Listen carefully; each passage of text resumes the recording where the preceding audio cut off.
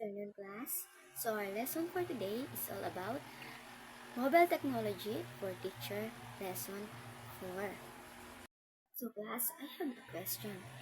How can the mobile technology can help the teachers in their teaching? But first, let's define what is mobile learning. So according to EDUCAUSE, mobile learning is using portable computing devices such as iPads, laptops, tablets, or PCs, and smartphones with wireless networks enables mobility and mobile learning, allowing teaching and learning to extend to spaces beyond the traditional classroom. So, ang mobile learning daw, or M-learning, ay isang uri ng pagkatuto na gumagamit tayo ng mobile technology.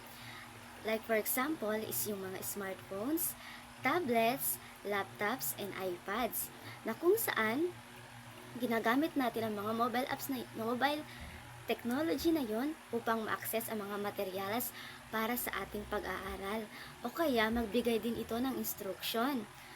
O isa rin ito, isang paraan upang makipag-ugnayan tayo sa ating guro at kapwa mag-aaral. So let's proceed to what is mobile technology for teachers.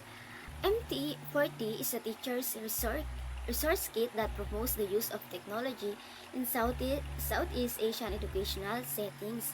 So what is MT40? Ang MT40 po ay Mobile Technology for Teachers. The kit provides a basic guide in using mobile devices such as smartphones and tablets and their accompanying applications as tools for teaching and learning in the classroom and for teachers' personal and professionals environment. Technology for Teachers daw o ang MT40 ay isang programa na gumagamit ng mobile technology ang mga teachers upang suportahan ang pagtuturo nila. Layunin nito, na palakasin ang kakayahan ng mga guro sa paggamit ng teknolohiya. Bukod doon, ang mobile technology for teachers ay nakakatulong din upang mapabuti ang proseso ng pagtuturo at sa pagkatuto ng mga bata. Isa sa mga halimbawa ng MT40 ay ang MT40 modules, mga e-learning modules na kung saan maaaring i-download upang turuan ang mga guro sa paggamit ng teknolohiya o kaya mobile apps sa klase. Sabi dito, ang MT40 daw ay bahagi ng mas malawak na inisyatiba sa ICT for E o Information and Communication Technology for Education. Ito daw ay layong gawing mas makabago at makabago ang edukasyon sa pamamagitan ng teknolohiya. Dako na tayo sa Lesson 5, ang Educational Apps for Mobile Phones. Ano nga ba ang nakapaloob dito? It says, 21st century is the century of mobile apps, new trends, technology, and digitalization that will make a drastic change in education sector. The improvement in technologies and the invention of mobile education apps has changed the pace of education by introducing a new pattern of learning. Madaling salita, dahil 21st century na tayo ngayon, na kung saan ang mga teknolohiya ay naglalaganapan na, makakatulong din daw ang mobile technologies sa ating pagtuturo o sa edukasyon. Ngunit ano ang mga benefits ng paggamit ng mobile apps sa pagtuturo? Atin na itong alamin. Benefits of using educational apps has outlined several benefits of mobile educational apps for students, teachers, and parents. Mga benefits daw nito ay nakakatulong din daw sa mga guro, mag-aaral, at mga magulang. Atin itong alamin kung bakit ito nakakatulong sa mga magulang, mag-aaral, at mga guro. First, it says enhance interactions. It is experts say that apps in education can make children more interactive and active, better engagement between parents and children. Sabi ng mga eksperto, ang mobile apps daw sa edukasyon ay mas nakakapagpasigla ng mas aktibong pakikilahok ng mga bata at nagpapalakas din ng ugnayan sa pagitan ng magulang at anak. Ang mga app na ito ay may karaniwang laro na kung saan gustong gusto iyon ng mga bata. May lamang ito. Ang mobile apps din daw ay may mga aktibidad at hamon na mas nakakaengganyo sa mga bata. Dahil dito, mas nahihikayat ang mga bata na makihilahok at mag-isip ng mas malalim dahil sa mga laro at hamon ng mobile apps. Daling salita, ang mga educational apps ay hindi lamang nakakatulong sa kaalaman ng mga bata, kundi nakakapagpabuti din ito ng komunikasyon sa pagitan ng magulang at ng kanilang anak.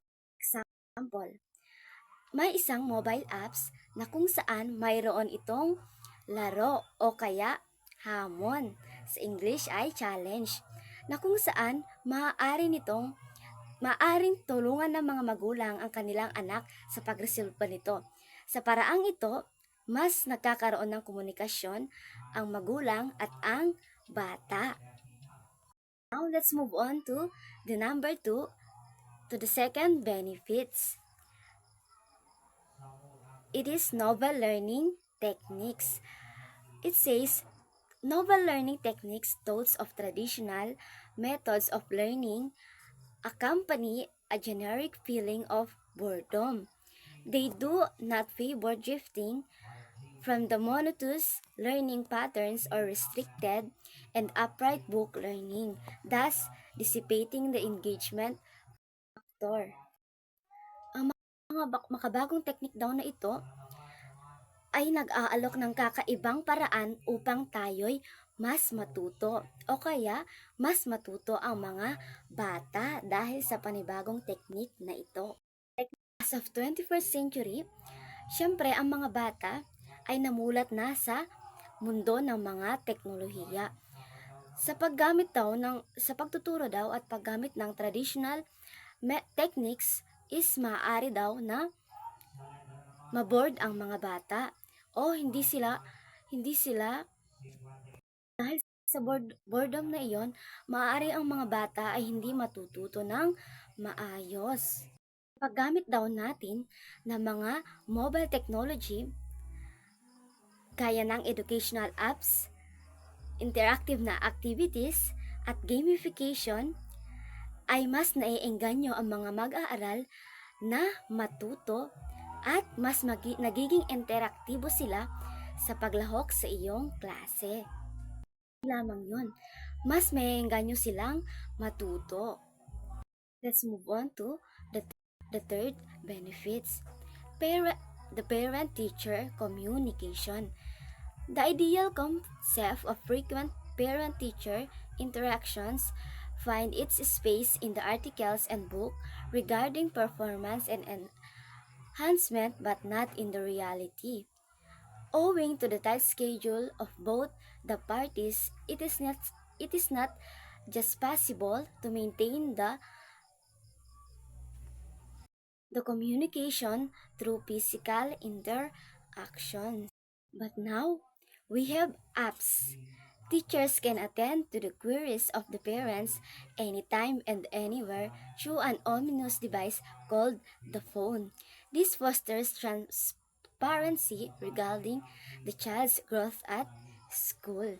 Kaya nga nang sabi dito, ang ang communication ng parent and the teacher is very important sa pag-guide ng mga bata, sa pag-guide ng bata. Ngunit, ngunit ang pagko-communicate ng parent and teacher is kadalasang hindi nangyayari. Sapagkat, for example, kadalasang hindi sila nakakapag-communicate. For example is, halimbawa, busy yung both parents and teachers. Dahil doon, hindi sila makakapag-communicate in person. But now, sa tulong ng educational apps, kahit saan at anong oras makakapag-communicate ang teacher and parents upang gabayan ang mga bata o mag-aaral. Dahil sa tulong ng mobile apps na ito, ay maaaring sagutin ng mga guro ang mga kahit anong tanong ng mga magulang para sa kanilang mga anak. Lahat ng mga ito ay isang tulong lamang ng isang device na tinatawag nating phone or cellphone. Proceed to the number 4, the online resources. This the power of digital world lies in the ginormous amount of resources that fill its nooks and corners. The wealth of the platforms implicates its popularity among knowledge seekers. Online resources daw ay naglalaman ng mga impormasyon na makikita sa internet tulad ng mga articles, e-books, video tutorials, podcasts, at iba pa. Dahil sa sobrang daming impormasyon na nanggagaling sa online resources, ay isa na ito sa naging paboritong tambayan ng mga tao. Gustong matuto o maghanap ng kaalaman dahil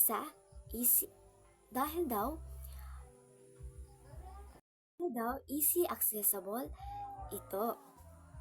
For example, sa isang pindot lamang, makukuha mo ng impormasyon na gusto mo dahil sa online resources na ito. Now let's move on to the number 5, the entertainment. According to studies, mobile apps promote entertainment. Learning is no more passive activity, it's active with applications. Lessons transforming to games can change the face of education. Children will enable a kind of interest in learning. Level-based apps instill determination to pass each level. Sabi dito, ang mga mobile app daw ay nakakatulong sa pagpapalaganap ng libangan sa mga bata.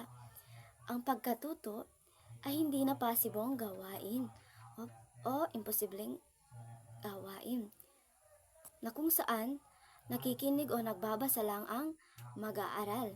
Sa halip, sa tulong ng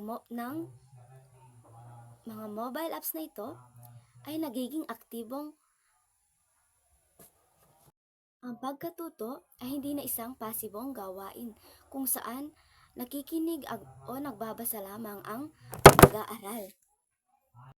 Ito ay nagiging aktibong proseso dahil sa mga aplikasyon na ito or applications ng mobile apps. Pagbabagong ito mula sa traditional way of teaching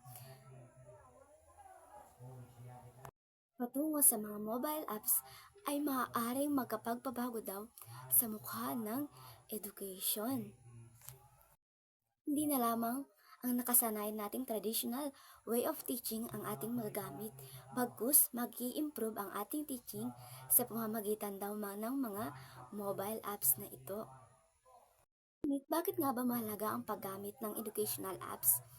Ang paggamit ng educational apps, sabi dito, ay nagdadala ng kasiyahan at interaksyon sa pag-aaral. Sa halip na puro pagbabasa o pakikinig lang, ang mga mag-aaral ay nakikilahok sa pamamagitan ng mga laro, sa mga activities na ating inihandog para sa kanila.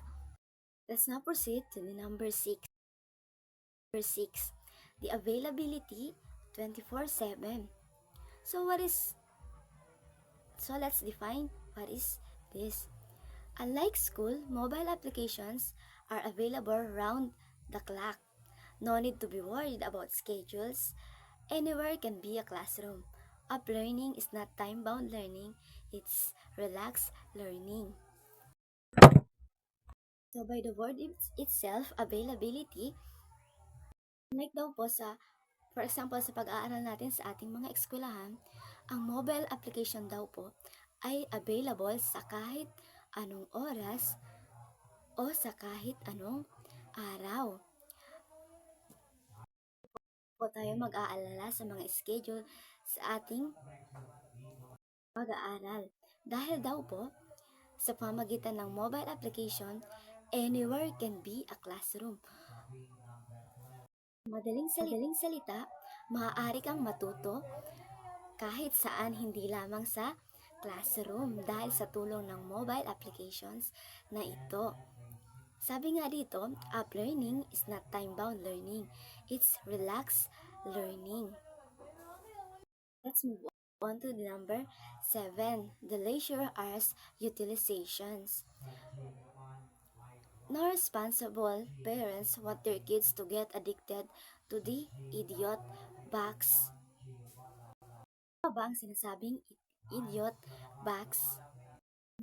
Ang idiot box daw ay ang tinatawag nating telebisyon. Too much internet usage and talking over the phone for hours are not wise options for killing time. This is where mobile apps prove their worth. Mobile app learning is one among the wisest choices of utilizing your free time actively. Ang mobile apps ay tunay na mahalaga para sa ating pag-aaral sapagkat learning of the children using the mobile apps ay isa sa pinakamatalinong paraan upang gamitin ng aktibo ang oras sa paglilibang. Maaring hikayatin ng mga bata na gumamit ng mobile apps sa kanilang libreng oras. Sa madaling salita, hindi na maaaksaya ang mga oras ng mga bata pag may libre silang oras pag gumagamit sila ng mobile apps.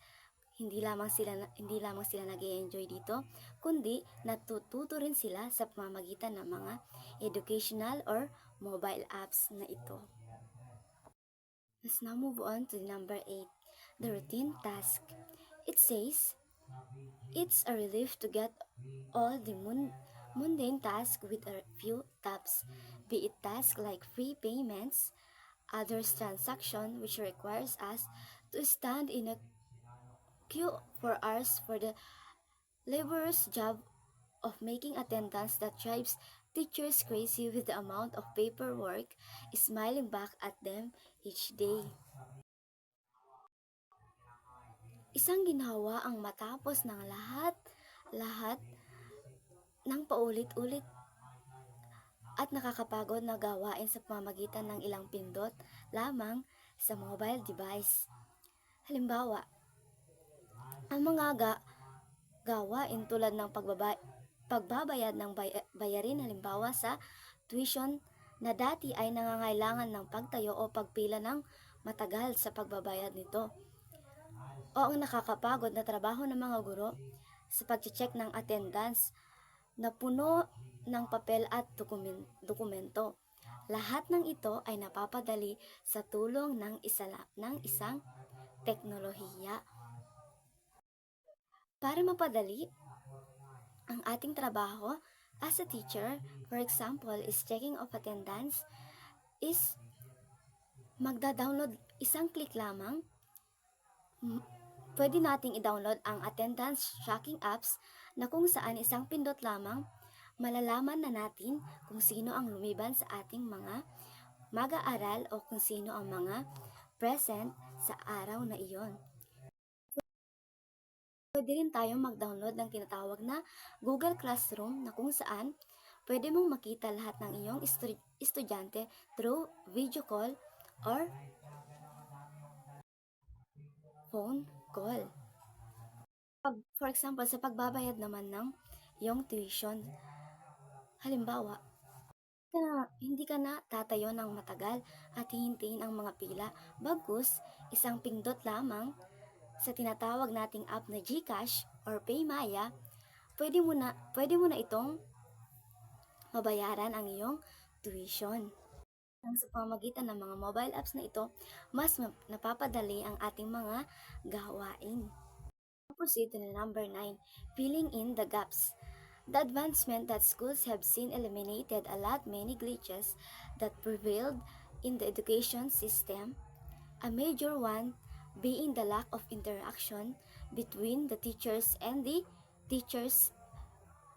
Apps and websites have been created to help reduce the gap not just between the students and the educators but also among the parents and the teachers. Dito, isa daw sa problema noon sa edukasyon ang kawalan ng sapat na komunikasyon at pakikipag-ugnayan sa pagitan ng guro sa kanila at sa kanilang kapwa-guro.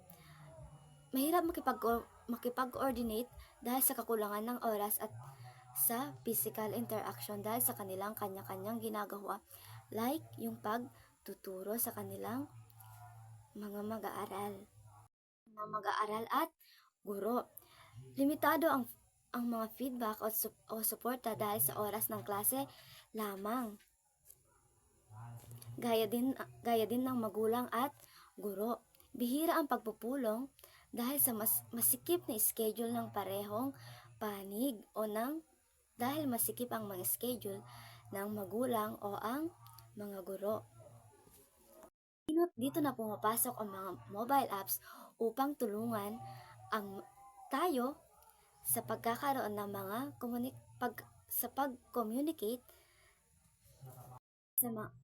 pag-communicate sa teachers, to parents, and to students. Sa pag-download lamang ng tinatawag na app na Messenger, maaari itong gamitin ng mga guro upang magplano ng mga gawain o mag-update sa mga magulang kung ano ang ginagawa ng mga anak ng mga magulang sa loob ng klase ng teacher.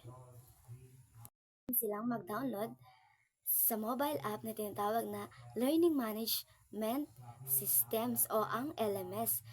Ito daw ay pinapadali ang pagbabahagi ng aralin at pagbibigay ng feedback. Now let's proceed to number 11. The systemic learning activated. Smart learning is one thing and systemic learning is next. App-based learning enables both. Mobile apps helps in systemic learning. Apps are arranged in such a way that it promotes not only a craving for learning but systematic learning. Sabi dito, sa kabuuan, ang mobile app-based learning ay hindi lang nagpapatalino, kundi nagbibigay din ng sistematikong paraan ng pagkatuto na nagdudulot ng mas maayos at produktibong karanasan sa pag-aaral ng mga mag-aaral. And for the number 12, the portability. There are no constraints for mobile phones. They can be constant companions of parents and students. Thereby, apps are available to children anywhere, anytime. Learning will not be confined to the classrooms alone. Ang portability ay tumutukoy sa kakayahang dalhin ang mga mobile apps tulad ng smartphones sa kahit anumang oras. Dahil wala itong limitasyon sa paggamit nito, maaari itong palaging kasama ng mga mag-aaral at mga magulang. At dahil dito, ang mga mobile apps ay laging available sa mga bata kahit saan sila naroroon at anumang oras. Now proceed to the number 13, more than just a children. It's a misconception that only children are benefit out of the apps. Teachers and parents also benefit from using educational apps. So hindi lamang daw pala ang mga bata o ang mga mag-aaral ang nagkakaroon ng benefits sa paggamit ng educational apps. Nakakatulong din daw pala ito sa teachers and for the parents. Teachers can make use of apps in classrooms. There are apps that helps the teachers to plan teaching materials. App-based learning allows teachers and parents more time to discuss lesson plan for better interactive classes. While selecting apps for children, parents and teachers can contribute a lot. For the number 14, using mobile apps for learning is more sustainable compared to the traditional learning methods, which include papers, pencils, and pens. Getting reference notes is very simple on mobile learning. Just download it. Mas sustainable, mas sustainable pa daw ang paggamit ng mobile apps para sa ating learning compared daw sa ating traditional method of learning, which includes yung halimbawa halimbawa yung mga papel, lapis at ballpen lamang. Sa tulong daw ng mga reference note na nanggagaling sa mga mobile apps is natututo na tayo. Ang gagawin mo lamang ay isang click ito at madadownload na ang iyong reference para ikaw ay matuto o ang iyong reference para sa iyong pag-aaral. Number 15. Instant updates. There are some apps which are not only meant for learning but also to stay updated about campus events, timetables, alerts, and important information. Soon, apps will allow you to do educational related payments such as tuition fees, libraries, fines, and etc. They also provide opportunities to interact with students throughout the life cycle of prospects, enrolled student, and alumni. So, ang mobile apps daw ay nakakatulong din sa ating karoon tayo, for example, ng updates galing sa eskwelahan. Halimbawa, may bagyo na darating. Siyempre, maghahanap tayo ng update kung mayroon pa bang pasok o wala na. Sa pamamagitan ng mga mobile apps na ito, maaari tayong magkaroon ng updates kung meron nga bang pasok o wala. Halimbawa sa mobile app na Facebook, maaaring i-post ng mga eskwelahan sa timeline ng Facebook updates tungkol sa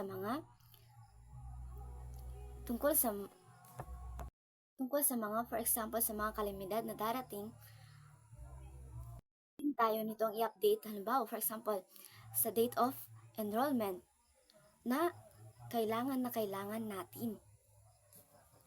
And now let's proceed to number 16, to track your children's progress.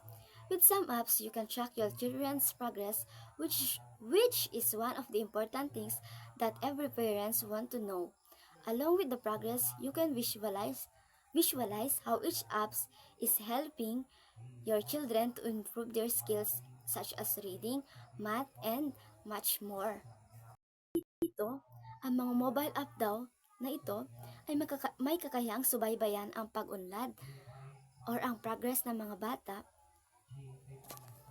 And because of this, it helps the parents to monitor the progress of their children, whether their children is more improving or not. See, their children's improved or not. Now let's proceed to the last benefits of the mobile apps for education. The staying connected. Educational apps are the best way for children to stay connected with their teachers. Through the way of learning apps is entirely different from the traditional learning method. It adds value to the entire process. Sa madaling salita, in the way of traditional way of teaching is, for example, ang karaniwang nagaganap sa silid-aralan kung saan ang interaksyon sa pagitan ng mga guro at mag-aaral ay harapan or in physical interaction. Ngunit sa pamamagitan ng mga educational apps na ito, the communication with the teachers and the parents ay napapanatili kahit saan man lugar o kahit nasa labas ng paaralan. Tunay ngang nagbibigay ng mga benefits ang mga educational apps na ito. Hindi lamang ito nakakatulong sa mga mag-aaral, kundi nakakatulong din ito sa parents and teacher na mas mapadali pa nila ang kanilang mga gawain.